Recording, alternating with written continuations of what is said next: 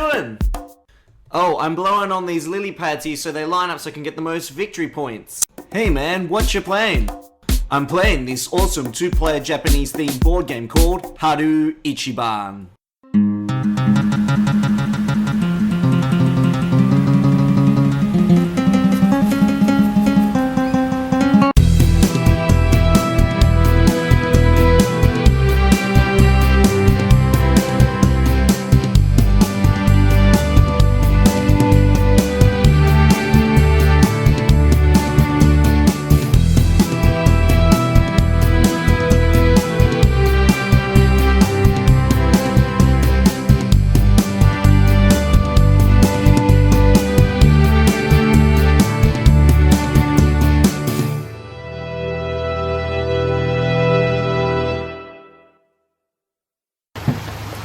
Haru Ichiban is an abstract game for 2 players where players take on the role of apprentice gardeners and they try to line up the lotus blossoms in order to gain victory points.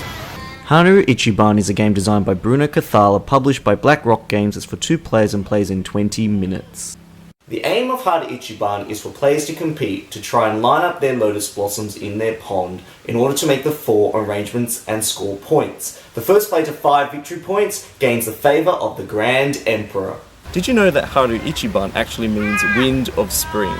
When setting up a game of Haru Ichiban, set up the board game as shown with the lilies in this particular arrangement. Notice how this lily has some yellow eggs, that's where you place the yellow frog, and this lily has purple eggs, you place the purple frog. This lily here is a dark lily, and you can see this particular little token is dark on both sides. All the flowers that players have are placed face down, and the score track placed to the side. You can see that there are 4 different scoring options that players can have by arranging the lotus flowers on the pond in a certain way. So if you get 4 lotus flowers that look like this, you get 1 point. If you get 4 in a row, you get 2 points. If you get 4 diagonally, you get 3 points. And 5 diagonally, you get 5 points, thereby winning the game instantly. One round of gameplay would look like this. So the pink player would take 3 lotus blossoms randomly face down. The yellow player would take 3 lotus blossoms randomly face down. Then you would pick up the 3 lotus blossoms and look at the numbers. It's important here to choose the numbers wisely because you need to be thinking about whether you want to become the senior gardener or the junior gardener. We'll talk about their abilities in just a minute. So you pick a number, put it face down in front of you, and place the others to the side. The other player would choose their number and do that like so, and then simultaneously you would reveal the flowers. When players play Haru Ichiban, there are 5 simple gameplay steps. This scroll here summarizes the 5 actions that players have per turn quite succinctly. So first of all, you would decide who is the junior gardener and who is the senior gardener. You can see that the pink player has a 3 and the yellow player has a 6. So the pink player would be the junior gardener and the yellow player would be the senior gardener. The junior gardener places their lotus on the dark lily.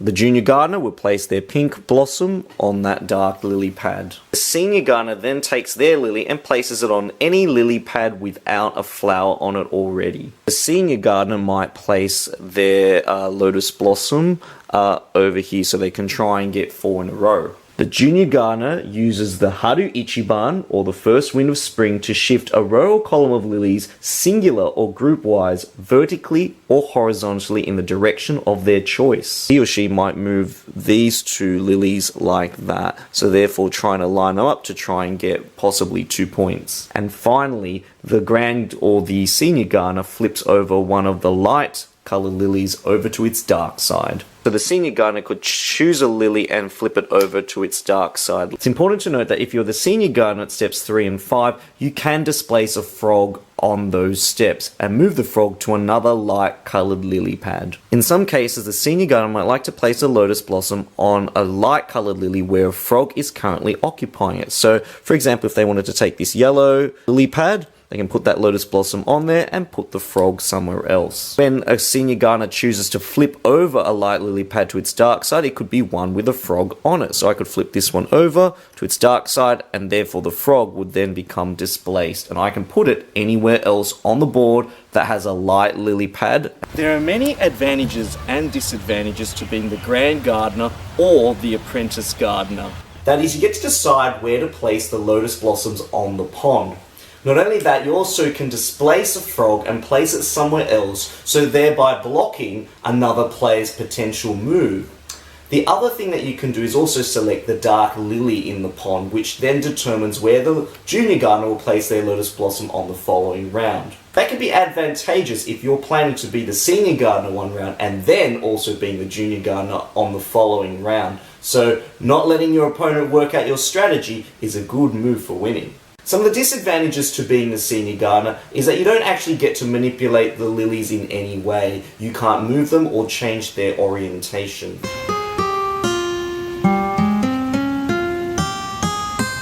The advantages of being the junior gardener is that you get to actually move the lilies and line them up to try and displace what your opponent is trying to create, or you're trying to line up your lilies so that you're setting it up so that on a subsequent turn you could become the senior gardener and gain those vital victory points. A disadvantage to being the junior gardener is the fact that you don't get to determine where to put your lotus blossom.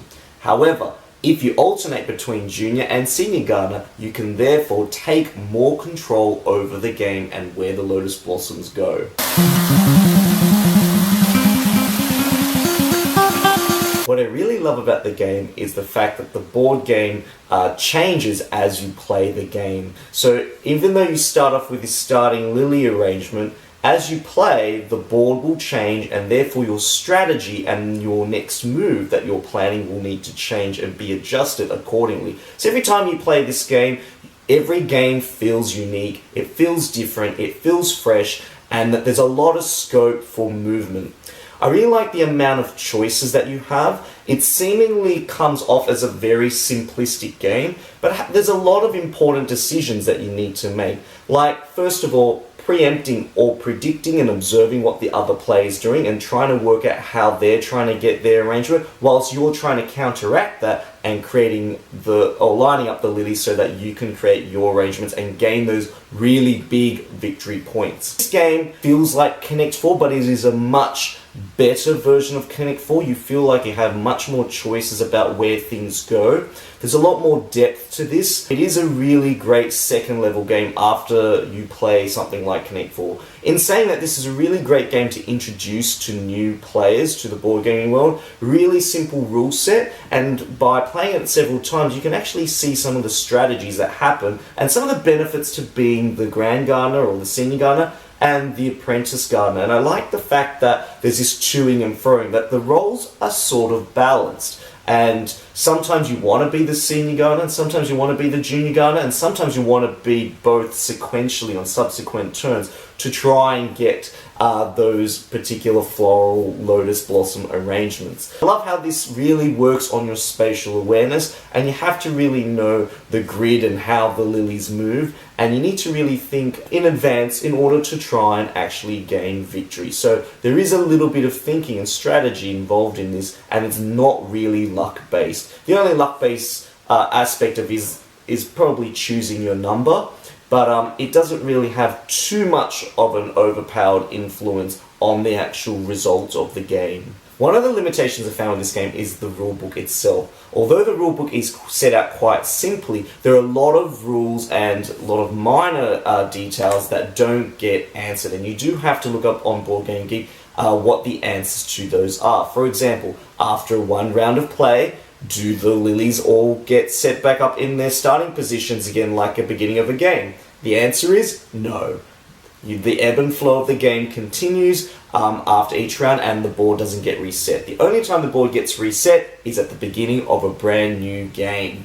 The other thing that is a bit of a funny rule, and this might work with children, is that if you both draw the same number, the first player to croak first gets to choose if they want to be the Grand or Senior or Junior Gardener. A good variant is just to say who speaks first, or just to discard both of them and just draw again. So if you don't want to feel like you're croaking like a frog in front of the person you're playing with, you can introduce your own variant for that. Although it has this really beautiful Japanese theme and they've got some beautiful flavor text to go with it, it is pure at heart an abstract game, so people who like a rich story might be a little bit disappointed, but I like how light it is, yet there's a lot of depth, and I really like the fact that whatever this theme, the Japanese theme, does fit the actual nature of the game. In considering my final verdict, Haru Ichiban is an easy-to-learn, quirky, two-player abstract game similar to Connect 4. It has a surprising amount of depth and amount of choices that players can make per turn, and has a very strong tug-of-war-like effect. Thank you for joining me for another board game review at Board Game Sanctuary. If you really like my videos, please subscribe. This is Danny signing out, and I'll see you again soon.